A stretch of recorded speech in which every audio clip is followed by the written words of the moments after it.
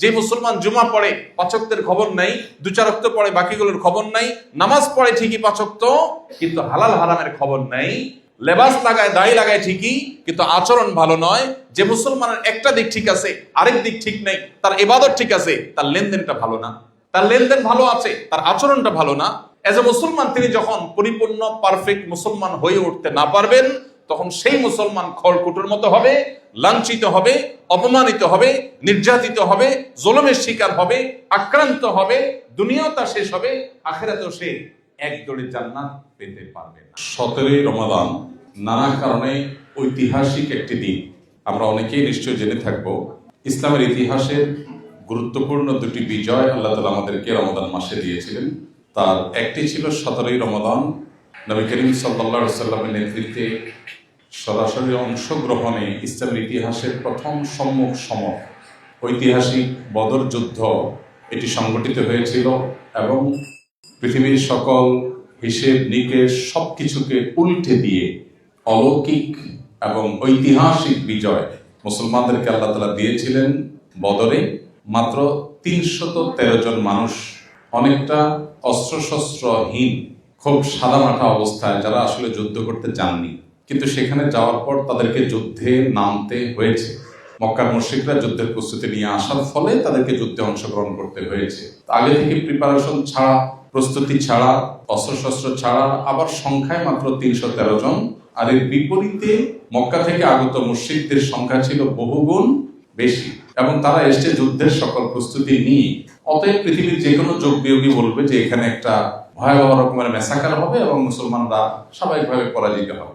কিন্তু সকল হিসেব নিকেশকে উল্টে দিয়ে ঐতিহাসিক বদর যুদ্ধে এই 17ই রমাদান আজকের এই দিনে মুসলমানরা বিজয় লাভ করেছিলেন। আরেকটি ঐতিহাসিক ঘটনা রমাদানে ঘটেছে, সেটি হলো ঐতিহাসিক যে মক্কা বিজয়ের ঘটনা, সেটিও কিন্তু রমাদান মাসেই হয়েছে। দুর্ভাগ্য আমাদের, আজ আমরা চতুর্দিকে যখন দেখতে পাই যে মুসলিমরা চরম দুরবস্থার মধ্যে পার করছে, কোনটা সময় পরিস্থিতি তাদের চতুর্দিক থেকে তাদেরকে গ্রাস করে ফেলছে, তখন একজন মুসলমান হিসাবে আমাদের অনেকেরই খুব স্বাভাবিকভাবে সঙ্গতভাবে আমাদের খারাপ লাগায় কাজ করে, আমাদের দুঃখ হয়, কষ্ট হয়। এই দুইয়ের মধ্যে যে বিপুল পরিমাণ গ্যাপ এবং বিস্তর ফারাক তৈরি হয়েছে, একদিকে নবী সাল্লাল্লাহু আলাইহি ওয়াসাল্লামের নেতৃত্বে সাহাবায়ে কেরামের ঐতিহাসিক বদর যুদ্ধের বিজয়, মক্কা বিজয়, অনেকগুলো শুভ সংবাদ, আর ঠিক তার বিপরীত দিকে আমরা দেখি রমজান মাসকে টার্গেট করে করে মুসলমানদেরকে আরো বেশি মনোবেদনায়, কষ্টে ফেলার মতো ঘটনাগুলো একের পর এক পৃথিবীতে ঘটানো হয়। এখন মুসলমানরা অত্যন্ত কঠিন এবং দুরবস্থাময় পরিস্থিতির মধ্যে আমরা সময় পার করছি, কোনো সন্দেহ তো নেই। কেন এই দুরবস্থা? এই বিষয়টি অত্যন্ত চমৎকারভাবে উঠে এসেছে নবী সাল্লাল্লাহু আলাইহি ওয়াসাল্লামের একটি ঐতিহাসিক হাদিসে। তিনি বলেছেন, সেই 1450 বছর আগে, কিন্তু আমাদের হাদিসের সেই প্রেক্ষাপটটা যদি মাথায় রাখি তাহলে বুঝতে সহজ হবে।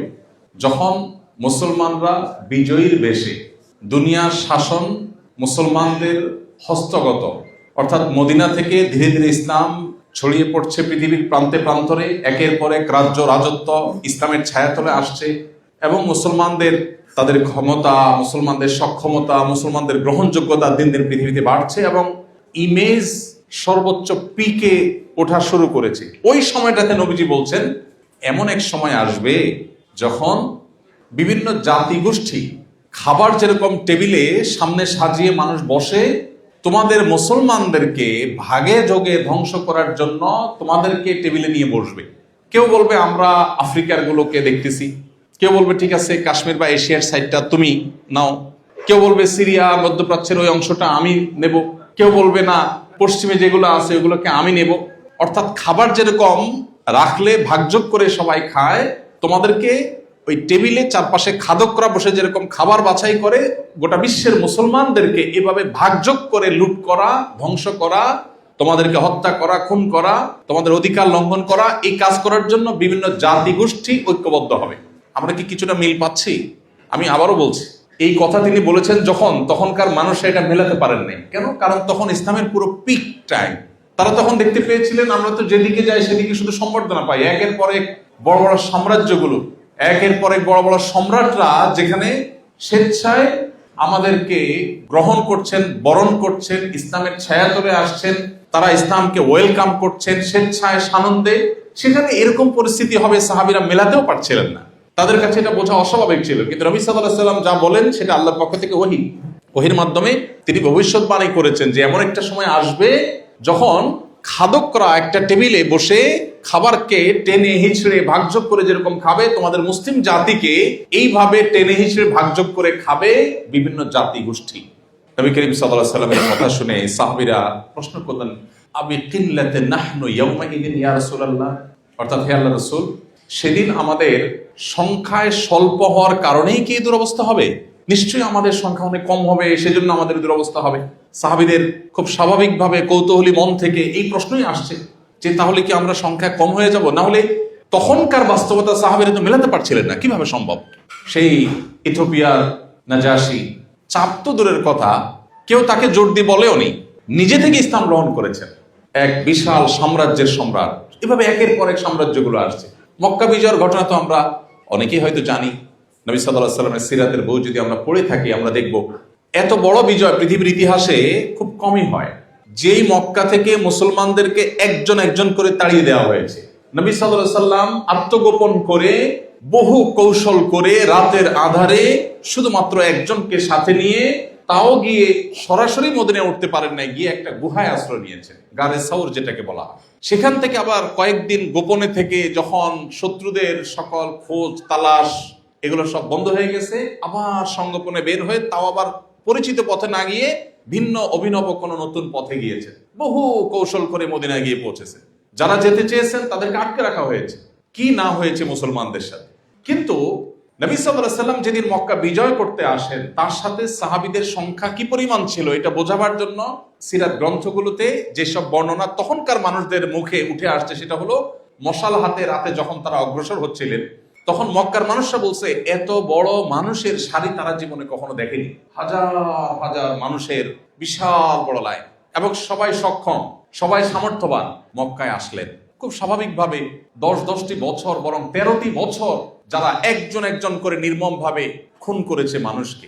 সুমাইয়া রাদিয়াল্লাহু তাআলা আনহা, ইসলামের জন্য প্রথম জীবন দেওয়া একজন নারী, অত্যন্ত নির্মম ভাবে বর্ষার আঘাতে স্পর্শকাতর অংশে শরীরে তাকে শাহাদাত বরণ করানো হয়েছে।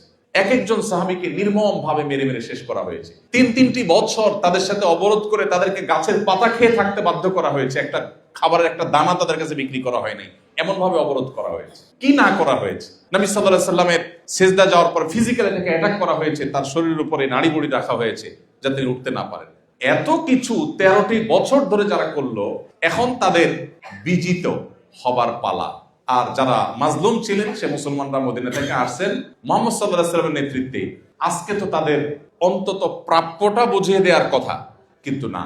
সবাইকে অবাক করে মুহাম্মদ সাল্লাল্লাহু আলাইহি ওয়াসাল্লাম বললেন, লা তাসরিবা আলাইকুমুল ইয়াউম, কোনো প্রতিশোধ আমরা গ্রহণ করব না, সবাইকে ক্ষমা।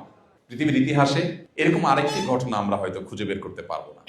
তো আমি যেটা বলছিলাম, সেই রকম সৌর্যবীর্যের সময় সাহাবীরা শুনছেন যে আমাদেরকে চিড়ে ফুড়ে খাবে অন্যরা।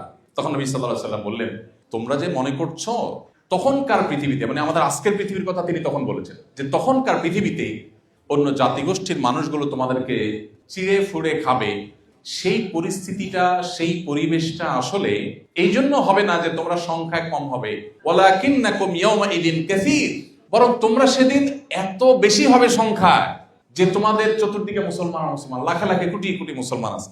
নবীজি বলেছেন তোমাদের সংখ্যা অনেক থাকবে, ওয়ালাকিন্নাকুম গুসাউন কাগুসাইস সাইল, কিন্তু খড়কুটো যেরকম দেখো পানির উপরে ভেসে চলে যায়, তোমাদের মুসলমানদের অস্তিত্ব হবে এরকম খড়কুটোর মতো, তোমাদের কোনো অস্তিত্বের কোনো মূল্য বা ভ্যালু থাকবে না, সংখ্যা হবে শুধু।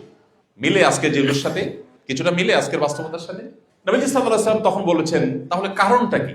খাদকরা খাবার টেবিলে নিয়ে চাকু ছুরি দিয়ে ভাগযোগ করে ছেড়ে পুড়ে খায়, আর তোমাদের মুসলিম জাতিকে এভাবে ছেড়ে পুড়ে খাওয়া হবে। সংখ্যায় তোমরা কম থাকবে না, বরং অনেক মানুষ থাকবে, অগণিত থাকবে। তারপরে পরিস্থিতি তোমাদের কেন হবে? কারণ তোমাদের মধ্যে দুটি জিনিস থাকবে।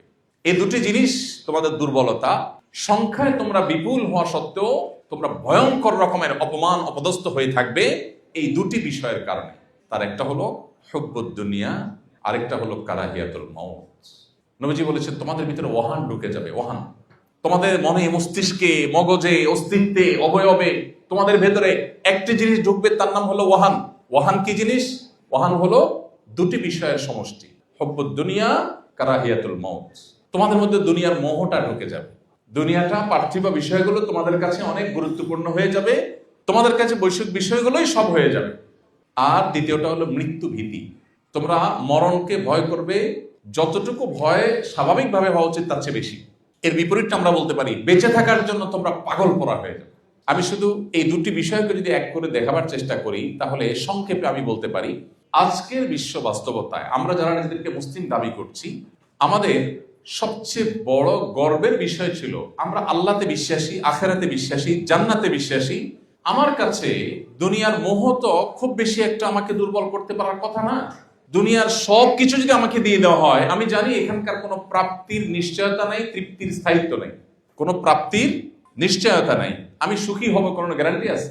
আমি পৃথিবীর সবচেয়ে বড় পাওয়ারের মালিক হয়ে গেলাম, সবচেয়ে বেশি অ্যাসেটের মালিক হয়ে গেলাম, তাতে কি আমার সুখের গ্যারান্টি আছে?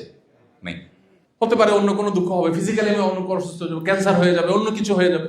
তাহলে এখানকার শান্তি প্রাপ্তির কোনো নিশ্চয়তা নেই। আর যদি আমি পেয়েও যাই, ঠিক আছে, সবকিছু আমি এনজয় করছি, গুড, এটার তৃপ্তির কোনো স্থায়িত্ব নাই।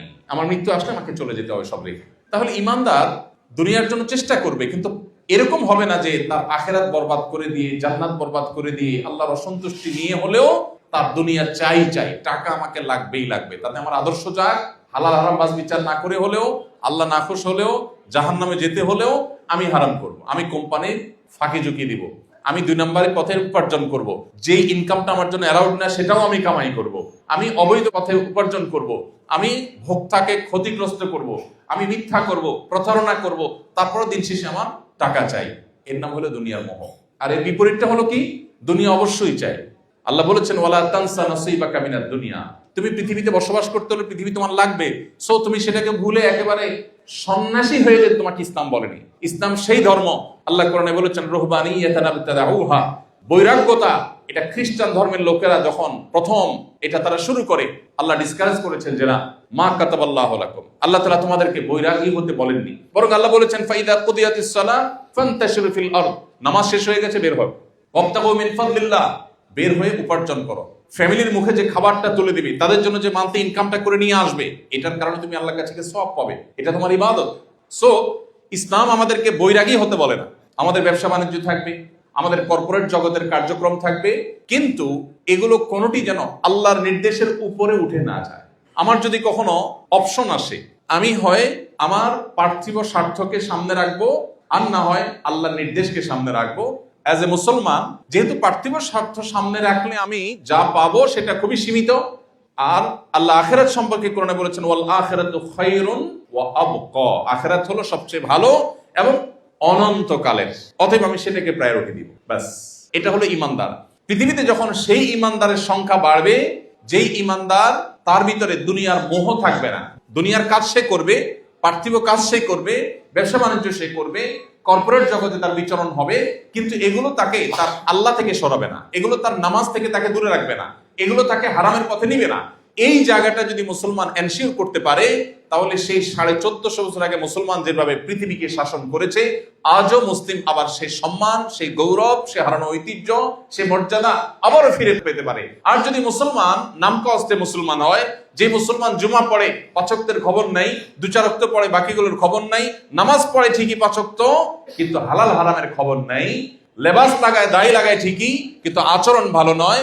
যে মুসলমানের একটা দিক ঠিক আছে, আরেক দিক ঠিক নেই, তার ইবাদত ঠিক আছে, তার লেনদেনটা ভালো না, তার লেনদেন ভালো আছে, তার আচরণটা ভালো না।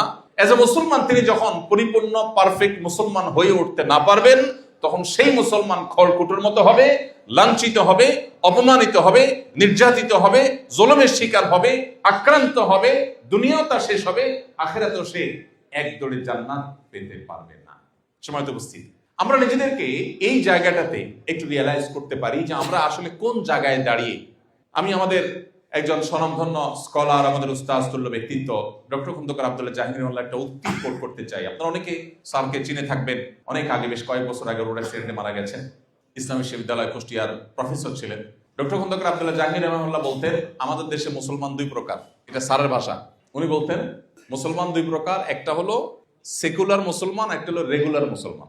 সেকুলার মুসলমান বলতে সেকুলার শব্দের আপনার প্রচলিত অর্থ উনি বোঝান নাই। ওনার একটা আলাদা মিনিং আছে। উনি বলেন যে সেকুলার মুসলমান বলতে আমি বুঝাতে চাচ্ছি ওই যে এতক্ষণ যে মুসলমানের কথা বললাম, যে ঠিক আছে নামাজ কালাম পড়ি, দাড়িও রাখি, টুপিও রাখি, বাট আচরণটা খুবই নোংরা। বইয়ের হক নষ্ট করি, প্রতিবেশী হক নষ্ট করি, চান্স পেলে কারোর জমির আইন ঠেলে দিই, চান্স পেলে কারোর আমার সহকর্মী তার ব্যাপারে বসকে ভুল তথ্য দিয়ে তার ব্যাপারে বিভ্রান্ত করে দেই, ভালো সাজার চেষ্টা করি, মুনাফিকি করি, চান্স পেলে কোম্পানির ফাঁকি দেই, চান্স পেলে ভোক্তার ফাঁকি দেই, অর্থাৎ আল্লাহর ভয় নেই, বাট আমি নামাজও পড়ি বা মাঝে মধ্যে নামাজ পড়ি। এটা হলো সেকুলার মুসলমান। কিছু পার্টে ইসলাম আছে, কিছু পার্টে নাই। আর রেগুলার মুসলমান হলো সিরিয়াস মুসলমান, যার জীবনের সবকিছুকে সে আল্লাহর সামনে সমর্পণ করে দিয়ে বলেছে ইন্না সলাতি ওয়া নুসুকি ওয়া মাহইয়ায়া ওয়া মামাতি লিল্লাহি রাব্বিল আলামিন। আমার সালাত, আমার কুরবানি, আমার হজ, আমার জীবন এবং আমার মরণ সবকিছু আল্লাহর সামনে আমি সমর্পণ করলাম। এর নাম মুসলমান, এর নাম মুসলমান। এ হলো সিরিয়াস মুসলমান। এই মুসলিমের সংখ্যা যখন আস্তে আস্তে বাড়বে, অল ওভার সংখ্যা কম হতে পারে। ওই যে 313 জন আজকের এই দিনে যথেষ্ট হয়ে গেছেন, এখন 3,13,000 জন, 3,13,000 জন, 30,13,000 জন সেই জায়গাটা যেতে পারছি না আমরা। কারণ আমরা যে ইসলাম চর্চা করছি, এই ইসলাম আসলে কোরআন হাদিস আমাদেরকে যে ইসলাম চর্চা করতে বলেছে তার থেকে অনেকখানি দূরে। এই যদি হয় আমাদের পার্থিব অবস্থা, কিয়ামতের ভয়াবহতম দিনে কিভাবে এই ইসলাম নিয়ে আমি জান্নাত আল্লাহর কাছে জোর গলায় প্রত্যাশা করতে পারি, কিভাবে জাহান্নামকে আমি প্রতিহত করতে পারি, কিভাবে মুহাম্মদ সাল্লাল্লাহু আলাইহি ওয়াসাল্লামের সামনে মুখ উঁচু করে দেখাতে পারি। ভাইরা আমার, ইসলামটা কিছু রিচুয়ালের নাম না। ইসলামটা কিছু রিচুয়াল, কিছু আচার, এই যে রোজা রাখলাম, ইফতার করলাম, সাহারি খেলাম, আল্লাহর কসম এটা ইসলাম না পূর্ণাঙ্গভাবে। এটা ইসলামের একটা পার্ট হতে পারে। ইসলাম আপনি আপনার ডেস্কে যখন কাজ করেন, আপনি বাসায় ওয়াইফের সাথে কতক্ষণ চ্যাটিং করেন আর কোম্পানির কাজ কতক্ষণ করেন, মাঝে ফাঁকি কতক্ষণ দিলেন, এই হিসাবটা আপনার সেন্সে যদি আসে, দিস ইজ ইসলাম। আপনি বিশাল বড় সুযোগ আছে, আপনি একটু হালকা মায়ের প্রেস করে দিলে কোটি কোটি টাকা চলে আসবে আপনার কোম্পানিতে, কিন্তু এটা আপনার জন্য আল্লাহ অনুমোদন করেন নাই। আপনি এই অফার ছেড়ে দিয়েছেন, অন্য 10টা কোম্পানির সাথে কম্পিটিশন আপনি পিছিয়ে গেছেন, বাট আল্লাহর হুকুমকে আপনি উপরে রেখেছেন। এটা ইসলাম। সামগ্রিক জীবনে যদি আমরা ইসলামকে প্র্যাকটিস করতে পারি, আজও অল্প সংখ্যক মুসলমানরা পৃথিবীতে সেই পুরানো ঐতিহ্যে ফিরে আসতে পারবে। রমাদান আমাদেরকে সেই বার্তা দেয়, আমরা সেই বার্তা গ্রহণ করি না। আমাদের কাছে দুনিয়ার মোহটা অনেক বেশি আমাদেরকে আবিষ্ট করে ফেলেছে। যার আখিরাতে বিশ্বাসী নেই, সে দুনিয়াই সবকিছু তার কাছে। তার সাথে আর আপনার সাথে এই জায়গায় মৌলিক পার্থক্য আছে। আপনার জন্য মানায় না তার সাথে কম্পিটিশন করা পার্থিব বিষয়। এই জায়গাটাতে আমাদের নিজেদের আত্মপরিচয়টাকে নতুন ভাবে খোঁজার, উপলব্ধি করার, আবিষ্কার করার চেষ্টা আমাদেরকে করতে হবে। আল্লাহ আমাদের সবাইকে সে তৌফিক দান করুন। প্রিয় ভাইরা আমার, সেই সাথে যেটা বলছিলাম, দ্বিতীয় কারণ মুসলমানদের অপমানিত, লাঞ্ছিত হওয়া, সেটা হলো কারাহিয়াতুল মউত, মৃত্যু ভীতি, মৃত্যুর প্রতি ভয় সহজাত বিষয়। কোন প্রাণী তো মৃত্যুকে ওয়েলকাম করে না, কিন্তু একজন মুসলমান যখন জানে তিনি আল্লাহর প্রতি ঈমান এবং নেক আমলের চর্চার ফলে তিনি জান্নাত পাবেন, তখন তার কাছে মৃত্যুটা এরকম ভয়ের বিষয় হয় না।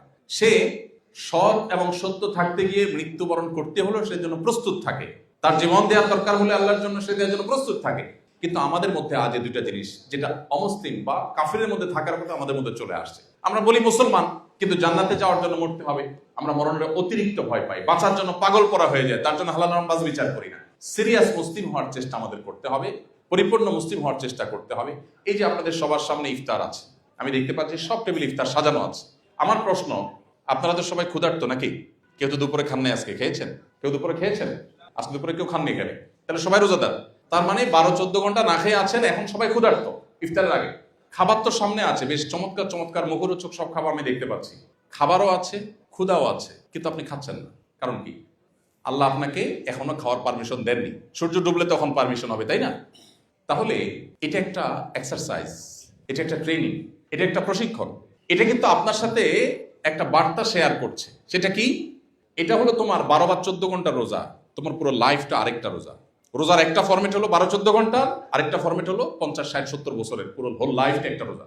এই রোজা তোমাকে শিক্ষা দিচ্ছে তোমার সামগ্রিক জীবনের রোজায় এভাবে বহু জায়গায় তোমার সামনে খাবার থাকবে, টাকা থাকবে, সুযোগ থাকবে, অপরদিকে আল্লাহর নিষেধাজ্ঞা থাকবে।